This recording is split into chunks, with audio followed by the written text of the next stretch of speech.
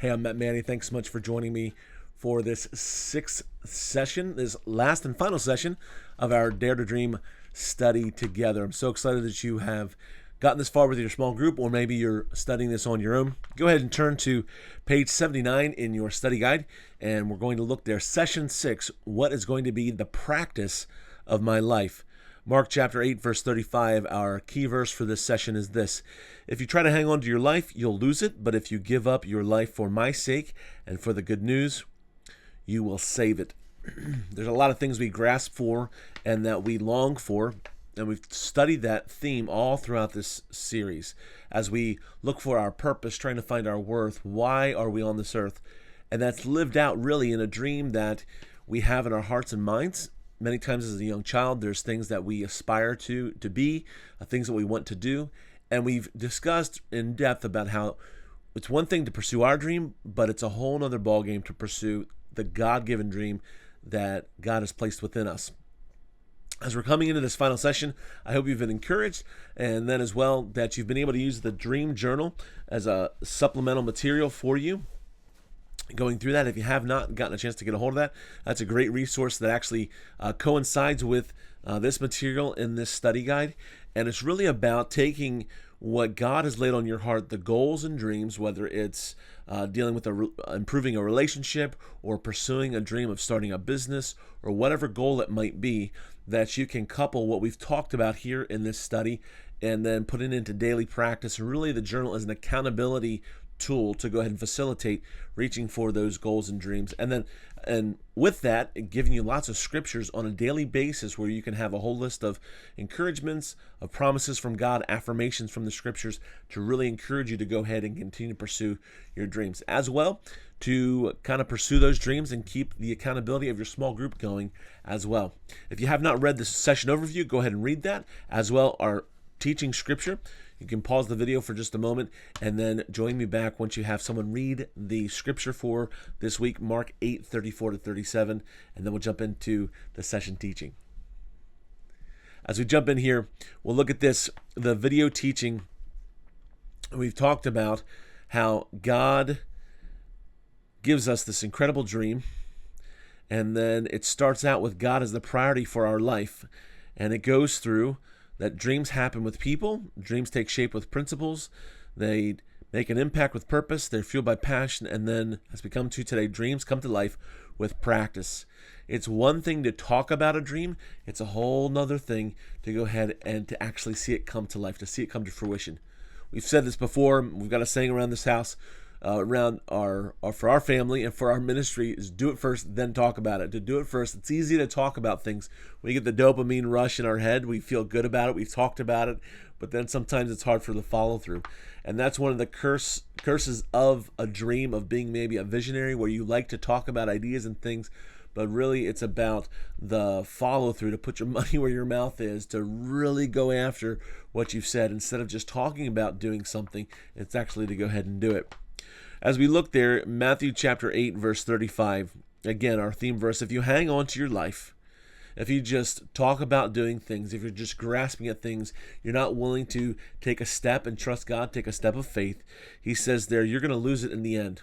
No matter what we do with our lives, we're guaranteed that our life is going to be spent one way or another, and it's going to be expended, if you will. It's going to come to an end. Whether Jesus returns or we die, we're going to come to the end of this life that God has for us.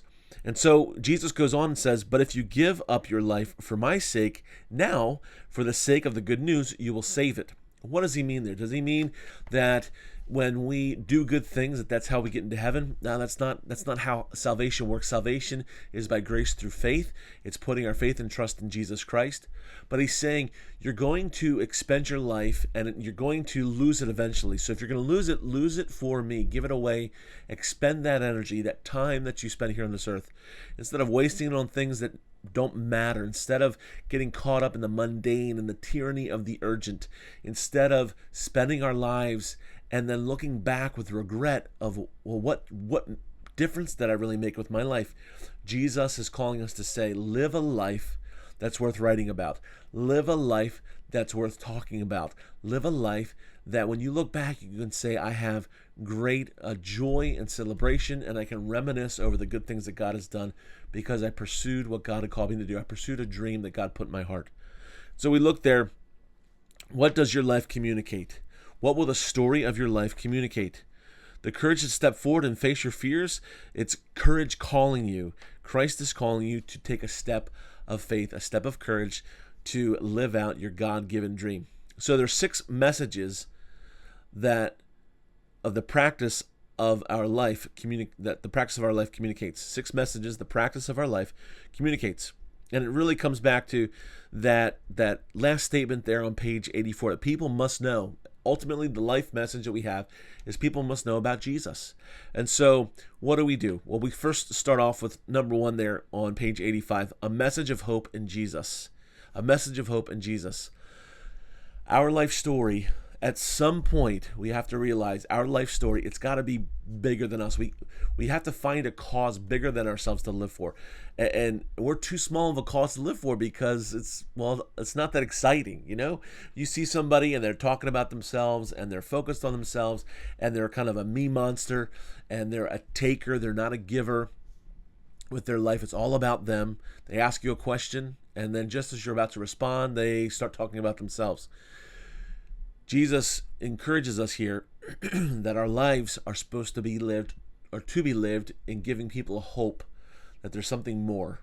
That's Jesus. So do my conversations bring people hope? Communicate your hope with passion. 1 Peter 3:15 says this. Peter encourages us, in your hearts, revere Christ as Lord. Always be prepared to give an answer to everyone who asks you to give the reason for the hope that you have, but do this with gentleness and respect. Then we find not only is it a message of hope in Jesus that our life communicates, but then number 2, we see that it's a message of harmony with God. Our story should be a message of harmony with God. Your story will build a bridge for people to meet Jesus. So we give them hope, but then we also have harmony with God. That ultimately our goal is a story of reconciliation with God. There's spiritual darkness all around us. In one of our other studies, we have a 40-day study called 40 Days of Compassion, where we talk about 5 major challenges that Jesus addressed in his earthly ministry. And as well, he calls us to address those challenges, those giants, if you will, today through our churches and in our lives. And the number 1 challenge that Jesus calls us to address was spiritual darkness. People are lost without God. They have no hope of eternity. Their soul is just lost and has no direction. And if we die without making peace with God, we will be separated from God for eternity. So as you look there, 2 Corinthians 5:20, look what Paul says about his life mission, his practice. He says, we are therefore Christ's ambassadors, as though God were making his appeal through us. We implore you on Christ's behalf, be reconciled to God. He said, this is what we're calling you to. Make harmony or reconciliation, be right with God. Make things right with God. Invite people to see your passion through the practice of your life. And so our goal is this, little by little. We're not beating people over the head. We're not forcing people into making a decision to trust Christ, but through our lives, we're investing in their life and we're inviting them into conversations about their eternity. As a pastor, one of the things that often comes up in conversation when I meet people for the first time is you find out their name, and then the obvious next question, the exchange is, well, what do you do? Well, as soon as I say I'm a pastor, either that piques their interest or it shuts the conversation down. So sometimes I don't like to bring that up at all, and I try to gloss over the fact of what I do. But sometimes for people that I've found is that when they ask me, well, what do you do for a living? And I tell them, well, I'm a pastor. I'm also an author. I like to create content to help people grow their faith so they can change their life. Sometimes I'll get a little bit of tension there. But as time, if that relationship is something that's a neighbor, a coworker, a friend, somebody I see often, that they're just naturally curious about, well, what's it like to be a follower of Jesus? What's it like to go to church? Or what exactly do you do there? And curiosity really gets the best of them. I don't have to push it on them. They naturally ask questions. I ask questions back as well. And we pepper the conversation with just showing interest and consideration with each other. It's a give and take. And with time, you'll see the Holy Spirit of God as you invest in their lives and invite them to come and journey with you in your walk of faith. that they begin to see, well, you've got hope and you have harmony with God, you have peace with God. That's something that I don't have. And all of a sudden now we'll fulfill what Jesus talks about, being a light, being salt and light, as he talks about in Matthew 5. We find that number 3 is this. It's a message of authenticity with others. 2 Timothy 4:5 says this, but you should keep a clear mind in every situation. Don't be afraid of suffering for the Lord. Work at telling others the good news and fully carry out the ministry. That is your calling, your God-given dream. Circle that word there, ministry. It's your mission, your calling, your life's purpose, your God-given dream, the dare to dream aspect of what we're talking about here. And so Paul says to Timothy, listen, be willing to put in the work, be willing to put in the time, get messy, roll your sleeves up. Suffering brings credibility. Every one of us, we all know this in life. When somebody cuts corners, when somebody's a taker, when somebody's trying to take advantage of you or manipulate you, you really don't see the credibility. You don't have trust there with them. But when you see somebody go through a challenging time and they don't try to get around it, they don't try to avoid it, they don't try to stop it, and they plod through and they're faithful even through the difficult times, all of a sudden that develops a sense of rapport and respect with another individual. It gives us credibility. We find that number 4, the fourth message is this, a message of purpose for living. A message of purpose for living. Your story is written each day by the choices you make, the commitments you hold, and the connections you have. Ephesians 2:10 says, we are God's handiwork, created in Christ Jesus to do good works, which God prepared in advance for us to do. Romans 1:16, for I am not ashamed of the gospel, because it's the power of God that brings salvation to everyone who believes. And we find 2 Timothy 4:5, the purpose of my life is to bring people to Jesus. And it's this, it's working at bringing others to Christ. It's working at bringing other people to Jesus Christ. And so our encouragement with this, it's going to take work. It's going to be messy. It's going to be complicated at times. But it's to show the purpose of my life. What is it? Well, it's not about me. Some people, and you can kind of jot this down. I'll go a little bit slow here for just a minute. You can jot this down in your margins. That some people, they work just to live. They work to live. If they don't work, they don't have food on the table. Some people, that's just the 9-to-5 grind. Other people, they don't work to live. They live to work. They live to work. These are the workaholics around us. Maybe you're one. Maybe you struggle with this. I've struggled with this, where there's always more to do. You stay late. You come in early. There's just more to do. You don't take a day off maybe, where you live for the work. There's other people who they work so that they can give. They have this understanding of giving back to people around them. And so they find joy because they found their purpose. They work so that they can give. And then there's others that this final fourth stage is this, they live to give. These are givers. These are people who are others-ish. They're selfless, if you will. They're focused on other people. And their goal is that I find fulfillment and joy in my life by giving and living for others, and ultimately loving God and loving others. That we can show how much we love God. We love God the most when we love other people with our best. And so we see that work at this, at showing your life of passion and purpose, at bringing other people to Jesus. What we do, what we say, can point them to Jesus Christ. And we find this then, number 5. The fifth message is this, a message of helping others, of serving others. Jesus, he wants our story to be his story. It's about helping others. Jesus' life was all about helping other people. You look there in your notes, we find this in Ephesians chapter 4, verse 29. It says, don't let any unwholesome talk come out of your mouths, but only what is helpful to building others up according to their needs, that it may benefit those who listen. So you see there's 4 ways to serve others with my words. There's 4 ways to serve others with my words. You can jot this down. We find speak only what is helpful. Speak only what is helpful. My mom, growing up as a kid, she would say this to my brother and my sister and myself. Is it true? Is it kind? Is it necessary? AKA, is it helpful? Then what else do we say? We say things that build others up. We then defer to others' needs. And then last of all, we say things that will benefit others with our words. Then that leads us right into number 6. The 6th message is this, a message of grace to those who are far from God. a message of grace to those who are far from God.